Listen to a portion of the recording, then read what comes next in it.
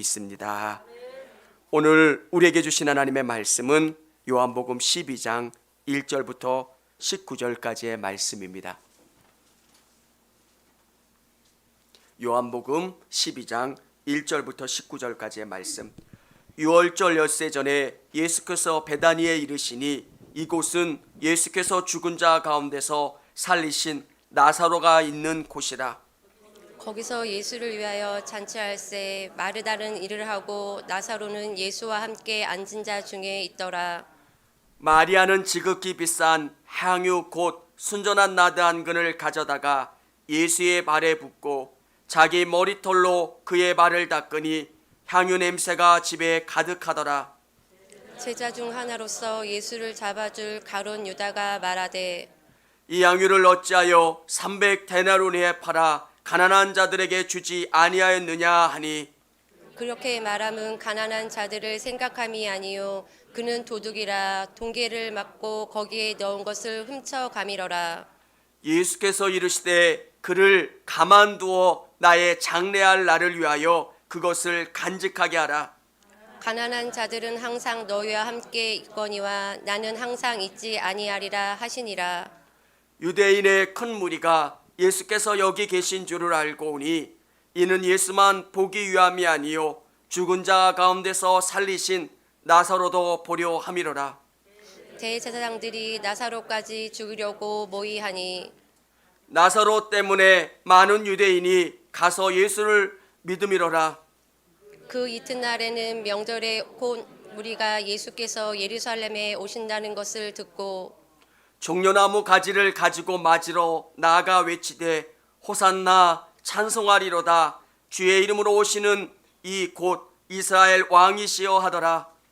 예수는 한 어린 나귀를 보고 타시니 이는 기록된 바 시온에 따라 두려워하지 말라. 보라 너의 왕이 나귀 새끼를 타고 오신다 함과 같더라. 제자들이 처음에는 이 일을 깨닫지 못하다가 예수께서 영광을 얻으신 후에야 이것이 예수께 대하여 기록된 것임과 사람들이 예수께 이같이 한 것임을 생각났더라. 나사로를 무덤에서 불러내어 죽은 자 가운데서 살리실 때에 함께 있던 무리가 증언한지라. 이에 무리가 예수를 맞음은 이 표적 행하심을 들었음이러라. 같이 읽겠습니다. 바리새인들이 서로 말하되 볼지어다 너희 하는 이 쓸데없다 보라 온 세상이 그를 따르는도라 하니라. 아멘. 제가 우리 아내도 모르는 비밀을 하나 알려드릴게요. 제가 이 얘기하면 제가 엄청 극성맞은 줄 알아요, 사람들이. 제가 특별한 경험 2번을 했어요. 첫 번째 경험은요, 제가 우물에 빠졌었어요. 그러면 또 여러분, 목사님 얼마나 극성맞았으면 우물에 빠질까? 저도 이해가 안 가요. 어떻게 우물에 빠질 수 있을까? 우물 높이가 성인 허리 정도 오잖아요. 근데 제가 거기에 빠졌었대요. 그래서 지나가는 분이 저를 건져주셔서 제가 살아났대요. 제가 이 얘기를 자랑스럽게 얘기하면 어떤 사람들은 그러더라고요.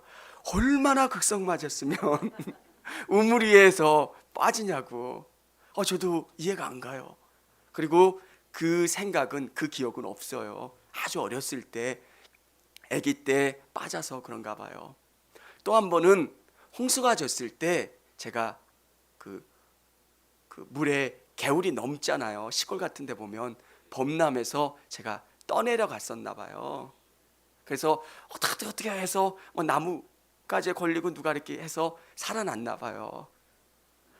또 여러분도 목사님 얼마나 진짜 개구졌고 뭐 하면 우물에도 빠지고. 근데 저는 잘 기억이 안 나는데 저희 아버지께서 저에게 그 이야기를 해주세요. 고마워해라. 사실 우물에 빠졌는데 그때 청년이 저를 꺼내준 거 감사해라, 고마워해라. 그리고 개울에 떠내려갈 때 누군가 저를 또 건져줘서 제가 살아났대요. 얼마나 감사한 일이에요. 사랑하는 여러분, 오늘 성경은 우리에게 중요한 것, 그것을 하나 알려주고 있는데 생명을 구원해 주신 예수님께 감사한 거예요. 이 본문은 나사로가 살아난 본문과 연결되는 거예요. 오늘 마리아가 하나님 앞에, 우리 예수님 앞에 감사하는 것은 오빠를 살려주신 것, 오빠를 살려주신 것이 너무 감사하고 귀한 것. 우리 안에 감사의 가장 중요한 것은 나를 구원해 주신 예수님께 감사한 거예요. 저는 이런 이야기를 하는 걸 좋아해요. 제가 큰 질병은 아닌데 암에 한번 걸려봤던 경험이 있어요. 암이에요 하면 사람은 생각이 달라져요. 죽을 수도 있겠구나. 근데 거기서 살아나면 사람들이 되게 감사해요. 와, 너무너무 좋은 거예요. 살아났다. 새 생명을 얻었다. 그런데 성경은 더 놀라운 것을 우리에게 알려주고 있는데 그게 뭐냐면 우리를 구원해 주신 것. 영원히 죽을 수밖에 없는 우리가 살아난다는 거예요. 오늘 나사로의 이야기를 통해서 우리에게 주시는 게 뭐냐면 저와 우리 성도님이 나사로라는 거예요. 예수님을 만나지 않았던 나사로는 냄새나는 존재고요, 썩어가는 존재, 죽을 수밖에 없는 존재인데 예수님을 만나서 살아났다는 겁니다. 그 사람이 저고요, 우리 성도님들이에요. 암에서 치유받아도 너무너무 감사한데 내가 죽을 수밖에 없고 냄새나고 영원히 죽을 수밖에 없는 내가 살아났습니다. 내가 새 생명을 얻었습니다. 구원받았습니다. 이것보다 더 감사한 사건이 어디 있겠습니까? 김혜수 장로님과 이야기를 나누면 치료해 주신 하나님 너무너무 감사하잖아요. 의사 선생님 잘 만난 것도 감사하고 특실에 입원하신 것도 감사하고 또 모두 감사하고, 근데 우리가 그것과 비교할 수 없는 게 우리를 구원해 주신 예수님이에요. 사랑하는 성도 여러분, 그 은혜를 회복하실 수 있는 여러분 되실 수 있기를 원합니다.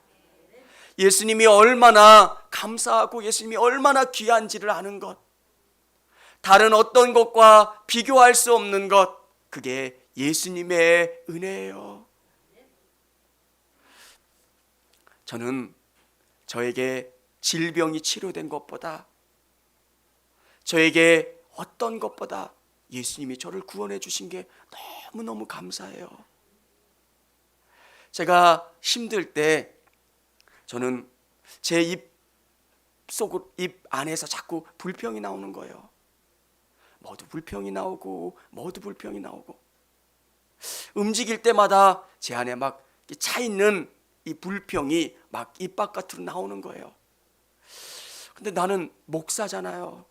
그리고 하나님이 저를 구원해 주신 사람인데 왜 내가 자꾸 이렇게 불평이 나오고 원망이 나올까?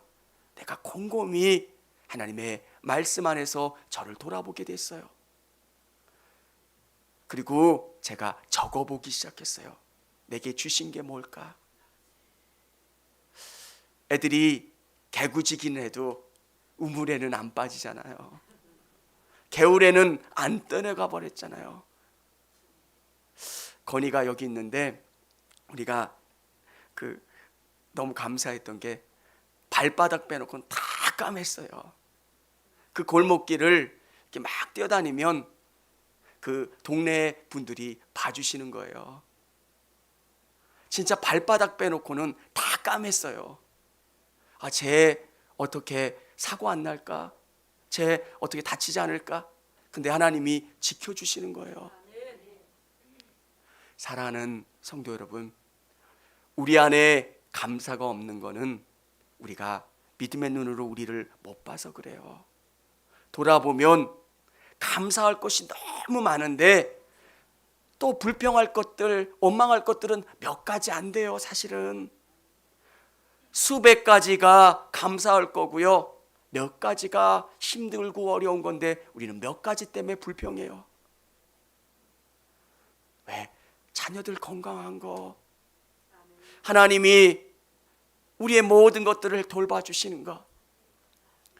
사랑하는 여러분, 오늘 나사로가 다시 살아난 것을 경험한 이 마리아가 어떻게 하나님 앞, 예수님 앞에 감사했고 우리는 어떤 감사를 드려야 될까?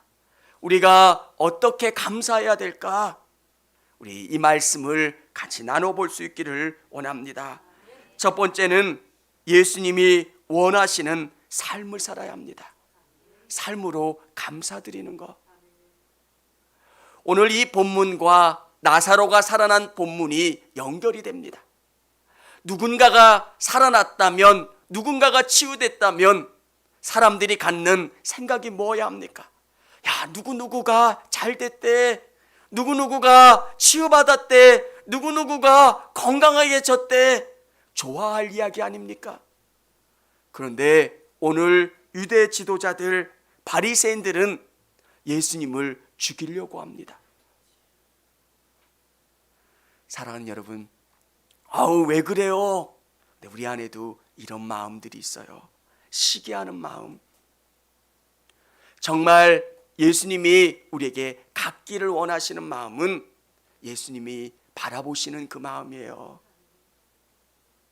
사랑하는 여러분, 사람을 귀하게 생각하는 것, 예수님이 우리를 어떻게 바라보실까, 그 눈으로 사람을 바라보는 것.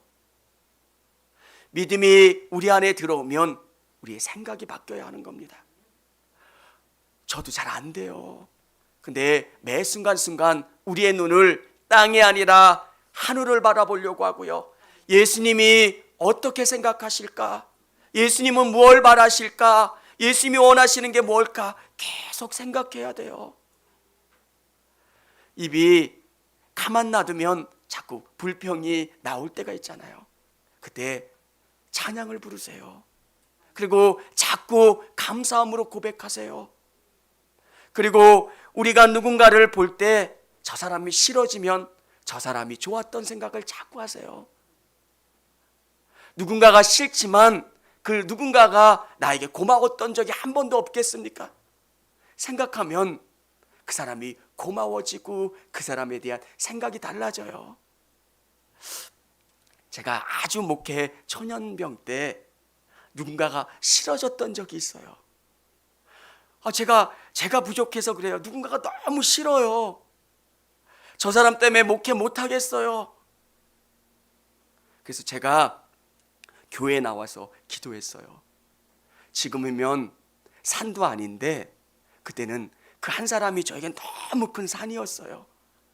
제가 2달을 기도했어요. 지금 보면 너무 우스운데 그 한 사람 때문에 2달 동안 교회에서 제가 철야 기도하면서 기도했어요. 제가 어떻게 그 사람을 사랑하게 됐냐면 열심히 기도하니까 그 사람의 좋은 데를 찾으려고 노력했어요. 그렇잖아요. 찾다가 보니까 그 사람도 좋은 데가 있더라고요. 아멘. 사람은 그래요. 좋은 데가 있어요. 우리 자녀들 바라볼 때 그렇잖아요. 다른 사람들은 못생겼네, 뭐해니. 근데 엄마는 어때요? 코는 이쁘잖아, 눈은 이쁘잖아, 눈은 쌍꺼풀 졌잖아. 사랑하는 여러분, 예수님께 감사한다는 것은 예수님의 마음을 갖는 거예요. 참 사람이 누군가를 사랑할 때 예수님의 마음으로 사랑하는 거예요. 나는 저 사람이 부족하다고 생각하고 나랑 안 맞는다고 생각하지만 예수님은 저 사람이 너무 귀하대요. 저 사람이 예배당에 나와서 너무 기쁘대요. 감사하대요. 사랑하는 여러분, 예수님을 기쁘게 해드리는 것, 나를 구원해 주시고 나에게 생명 주신 그 예수님께 우리가 어떻게 감사해야 될까? 내 삶을 바꿔드리는 것, 내 예수님이 원하시는 삶을 살아서 그분을 기쁘게 해드리는 거예요. 믿음은 입술의 고백이 아니라 삶의 고백인 거예요. 누군가를 사랑한다고 이야기하면 그 사람을 위해서 헌신할 수 있는 것. 예수님이 저를 위해서 십자가 죽으셨습니다. 저를 살려주셨습니다. 저를 구원해 주셨습니다. 그렇게 고백한다면 그 예수님의 은혜를 갚기 위해서 내 눈을 바꿀 수 있는 사람, 내 생각과 마음을 바꿀 수 있는 사람, 오늘 저와 우리 성도님들이 예수님이 원하시는 삶을 살아가실 수 있기를 주님의 이름으로 축원합니다. 두 번째는 예수님께 가장 귀한 것을 드려야 합니다. 오늘 성경에 나오는 마리아는 어떤 마음을 드렸냐면 자기에게 가장 귀한 것을 예수님에게 드렸어요. 성경에 보면 순전한 나드 한 근을 가져다가 예수의 발에 붓고 자기 머리털로 그의 발을 닦으니 향유 냄새가 집에 가득하더라. 사랑하는 여러분, 어느 분들에게는 물질이 가장 중요한 우선순위가 되는 분도 있고요, 어느 분에게는 시간이 너무 귀한 분들도 있고요, 어떤 분들은 자기 목적이 귀한 분들도 있어요. 근데 예수님께서 우리에게 원하시는 건 네가 가장 중요하다고 생각하는 것, 그것보다 내가 더 중요한 가치가 되기를 원한다. 사랑하는 여러분, 하나님께서 아브라함에게 너 귀한 독자를 나에게 줘 이렇게 말씀하실 때 진짜 하나님이 그 이삭을 죽여서 바치기를 원하신 걸까? 너의 우선순위를 바꿔보라는 겁니다. 우리 사랑하는 성도분들에게 정말 1번을 한번 써보세요. 어느 분들은 자녀가 1번일 분들이 있고요, 어느 분들은 물질이, 어느 분들은 명예가 1번인 분들이 있을 거예요. 어느 분은 예배드리다가도 택시 콜 아시죠? 콜이 오시면 그냥 나가시는 분도 있어요. 왜? 그분에게는 그게 1번이에요. 어느 분은 예배드리다가도 누군가가 전화 오면 가세요. 뭐해서. 사랑하는 여러분, 오늘 순전한 나드 한 근을 드렸다. 물질로 1년 연봉의 가치가 있습니다. 귀한 것입니다. 성경이 이야기하려고 하는 그것보다 더 중요한 것은 정말 우리 성도님들이 우리 예수님께 감사한다면 예수님이 여러분의 삶의 1번이 될 수 있기를 원합니다. 바벨론에서 귀환한 이스라엘 백성들에게 학개 선지자가 이야기한 게 뭡니까? 성전을 지으라는 겁니다. 성전을 왜 짓지 않느냐 책망했던 것 중에 하나가 뭐냐면 너희가 할 수 없는 것을 하나님이 하라고 말씀하시는 게 아니라 너희 삶의 우선이 하나님이 되어라. 사랑하는 여러분, 우리의 고백 중에서 우리 성도님들이 이 고백을 하실 수 있었으면 좋겠습니다. 사는 게 쉽지만은 않은 것도 알아요. 또 여러 가지 어려움과 힘듦이 있는 것도 잘 알아요. 그런데 우리 예수님께서 우리에게 요구하시는 것은 그럼에도 내가 예수님 사랑하려고 발버둥 치는 것, 예수님에게 더 가까이 가려고 애쓰고 노력하는 것, 잠시나마 어떤 상황과 여건 속에서도 주님을 붙잡으려고 노력하는 그 마음을 우리 예수님은 가장 기뻐하시고 귀하게 생각한다는 거예요. 이 여인에게 순전한 나드 한 근은 이 여인의 미래였을 수도 있어요. 이게 장례를 위해서 준비하는 것이기도 하지만 여인들이 조금씩 모아서 이것을 저축해 놓은 다음에 다급한 일들이 생기면 이것을 팔아 그 문제를 해결한다는 거예요. 사랑하는 성도 여러분, 오늘 이 본문이 여러분에게 물질을 드리라, 뭐를 드리라 이렇게 바라보는 게 아니라 하나님이 나에게 원하시는 것은, 예수님이 나에게 원하시는 것은 예수님이 내 삶의 가장 우선순위가 되기를 원하고 계신다.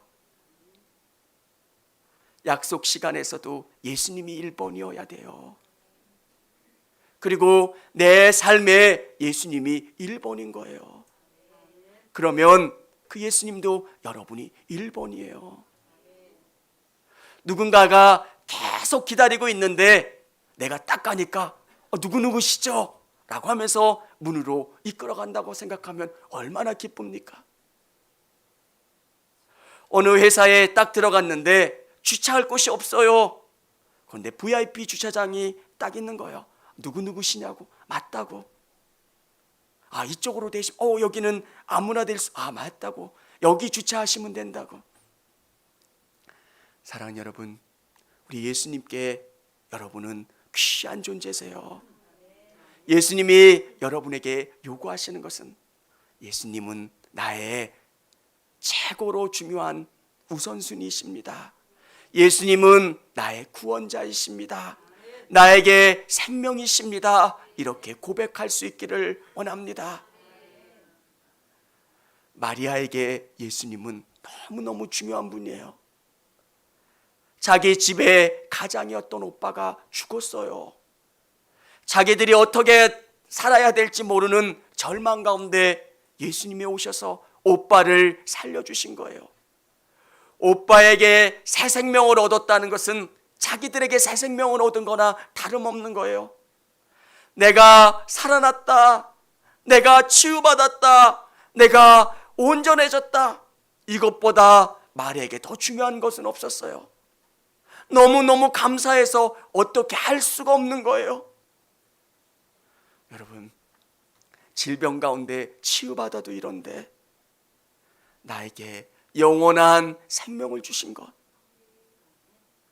저는 제 삶의 1번은 하나님이 되도록 노력해요. 저 다른 어떤 것, 저도 좋은 것 좋죠. 그런데 저는 1번이 하나님이 되려고 부단히 노력합니다. 하나님이 너무 좋아요. 제 판단 기준의 1번은 하나님이에요. 하나님이 기뻐하시냐? 하나님이 원하시냐? 하나님이 내게 바라시는 게 뭐냐? 여러분, 우리가 조금 불편해도 하나님이 원하시는 거, 하나님이 바라시는 거. 세 번째는 예수님을 나의 구원자로 고백해야 합니다. 예수님이 마리아의 집에서 항유 옥합을 깨뜨려 예수님에게 드려진 그 다음에 예수님은 예루살렘으로 입성하셨습니다. 사람들이 예수님을 향해서 호산나 호산나 다윗의 자손이여 이렇게 찬양하기 시작합니다. 이들이 예수님에 대해서 기대했던 게 뭡니까? 예수님은 보통 분이 아니라는 거예요. 예수님은 말씀으로 모든 것을 치료하시고 고치시고 변화시키는 그 예수님이 이 예루살렘에 오시면 왕이 되실 거라는 생각. 그래서 그들은 열광하면서 종려나무 가지를 흔들기 시작했습니다. 이들이 가졌던 생각은 어떤 생각이었냐면, 마카비 혁명이 일어난 다음에 마카비가 예루살렘으로 입성할 때 이렇게 열광적으로 환호했습니다. 이 땅을 통치하고 이 땅을 다스릴 왕이 오셨다. 그런데 예수님께서 우리에게 보여주신 모습이 어떤 모습입니까?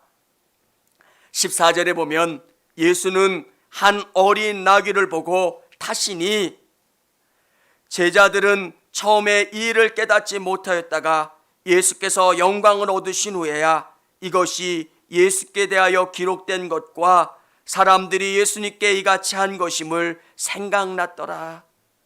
제자들은 왜 예수님이 나귀를 타신지 잘 몰랐어요. 예수님이 나귀를 타신 것은 예수님 이 땅에 어떤 모습으로 오셨냐는 거예요. 영광의 왕으로 오신 거고요, 구원자로 오신 거고요, 우리에게 치유를 주시기 위해서 이 땅에 오신 예수님. 사랑하는 성도 여러분, 교회는 어떤 곳일까요? 교회는 생명을 살리는 곳이에요. 교회의 1번 목적은 사람들을 바꿔가는 곳이에요. 그리고 여러분들이 세상에 가서 변화된 역할을 감당하는 것. 교회가 밥을 나눠주면 얼마나 많이 나눠주겠습니까?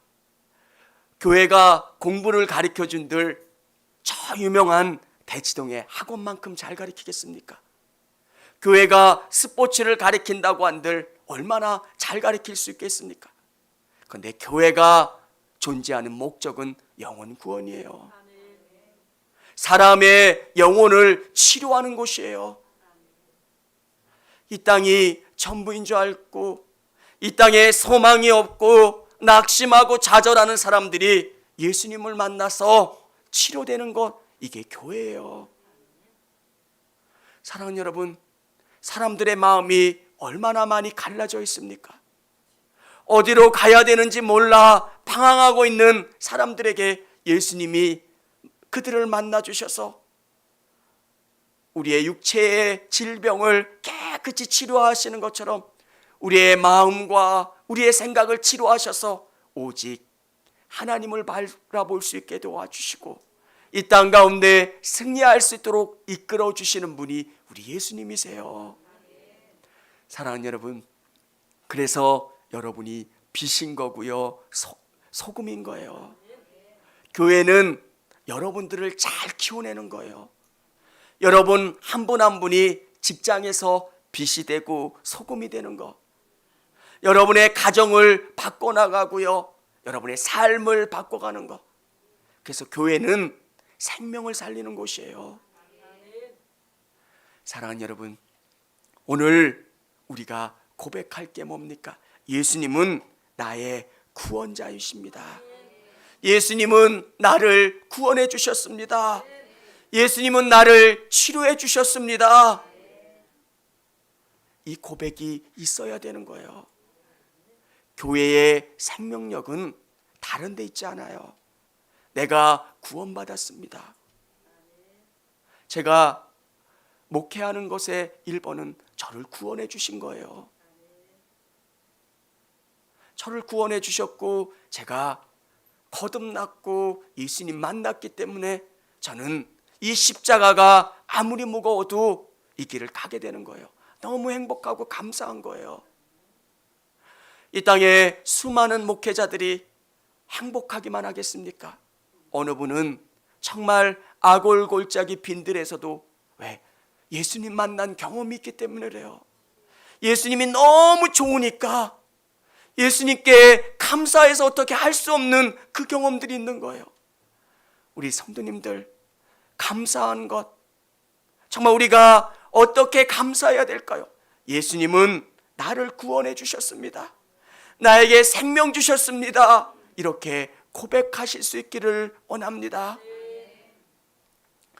오늘 이 경험이 없으신 분도 계실 거예요.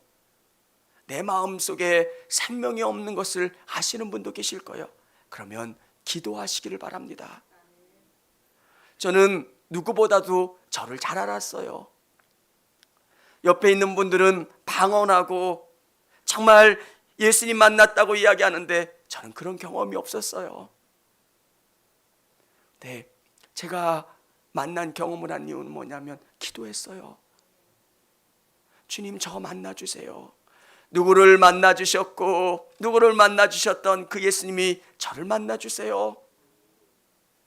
제가 예수님 만나니까 삶이 달라지더라고요. 예수님 만나니까 내가 보는 것들이 달라지더라고요. 두려웠던 것이 두렵지를 않아요. 왜? 예수님이 함께 계시니까. 사랑하는 성도 여러분, 교회가 줄 수 있는 가장 큰 복은 예수님이에요. 수천 년 동안 수많은 박해와 고난 가운데 교회가 흔들리지 않았던 것은 예수님 만나는 경험들이 있었기 때문이에요. 예수님 만나면 사람들이 달라져요. 그 생명이 내 안에 끓어오르는 거예요.